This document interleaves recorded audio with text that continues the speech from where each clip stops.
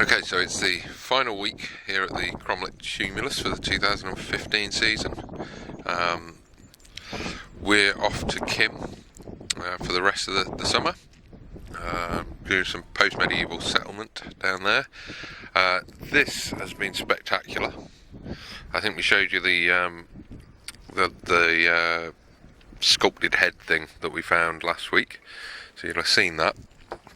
The sheer amount of pits and post holes in this interior is very, very impressive.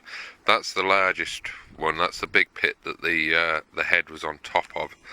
The head was just on the top of that fill down there. Well, actually, you can still see where it came out of. It came out of that little hole there. So we've got to get that recorded and then take the other half of that out this afternoon. We've also found, just in our final clean-ups, one more post hole with some stake holes next to it right there, and one more over there, so we're just going to have to try and get those out before we leave today.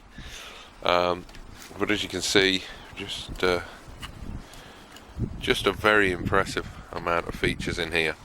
That little block is being left in. That's the spreader material, that the charcoal rich spread that we cleaned down to once the peat had been removed, and we've just not had time to remove that portion of it, but there's no harm leaving it in anyway.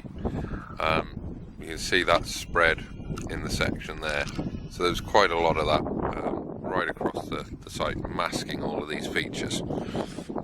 But I just wanted to show you how big some of these things are. I mean, they just go down and down and down. These are really major post holes. And look at the size of this one. That's, for scale, there's my foot. It's a whopper. Just going and going and going. So it looks like up against the wall of the building, and there we've got the inner wall face finally revealed behind all the rubble. So we've got a big ring of very large post holes around the outside of this, and I think that finally gives us the answer as to whether we're looking at an enclosure or a building. This very much seems to be a stone walled timber frame building, and to get that by the end of this year, we are delighted, or I am delighted anyway. So we've got the last bit of recording, the last bit of excavation to do, and then we'll be off. And these guys will be heading home. Gonna wave goodbye, Carolyn? She's not leaving yet. There's a man impersonating a hobbit over there. The girls like that. I don't know what that's about.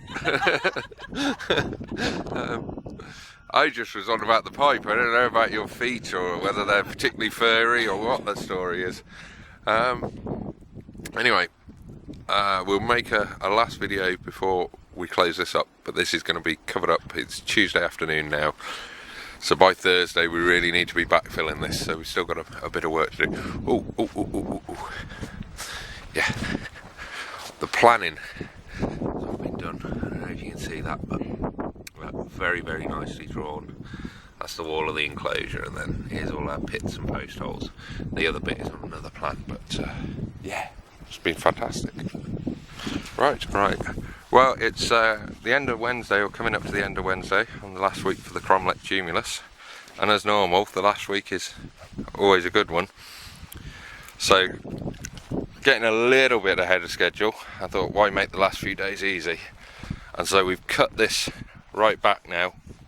All of that rubble has gone in front of the wall, and you see that beautiful, almost orthostatic wall face there.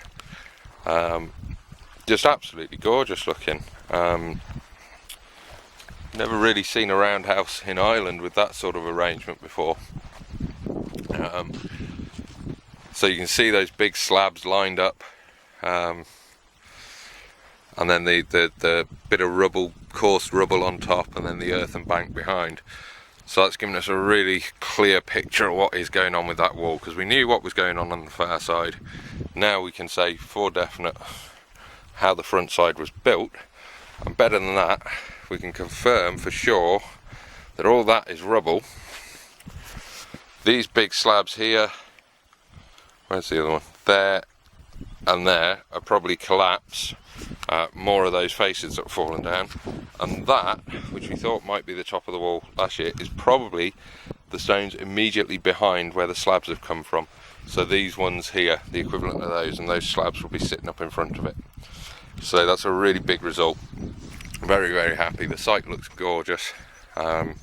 Really well cleaned. We've just done a last photo session. If this lot aren't knackered, they will be by the end of the day, because we've still got some stuff to do, but they've done really well. Oh, two other things. This here, I believe, is our very first piece of prehistoric pottery from Sleevemore. I've got to get that cleaned up tonight and have a look at it, but I'm fairly sure that's what we're looking at there. And also, along this wall edge, we've had a tremendous amount of evidence of burning. Really dense charcoal layers. Well, we knew that was there because of all the charcoal in this thing. But up against the stones, very bright red, fire reddening. You can see some of it on that stone there, but there were other ones that have come off. So it's pretty clear now that the building was torched or caught on fire somehow. So really great results. We have found under here one more probable post hole, I think there. It's looking pretty good. Not sure about this. We seem to have two things. You can see the yellowy grey and then the brown. So there's another feature in there anyway. And then it looks like there's one more post hole just poking up out of there. So we'll get those planned.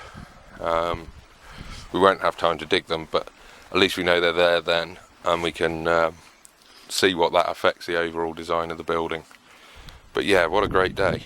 So we know what's all happening there. We solved all the problems for this trench. I'm really happy.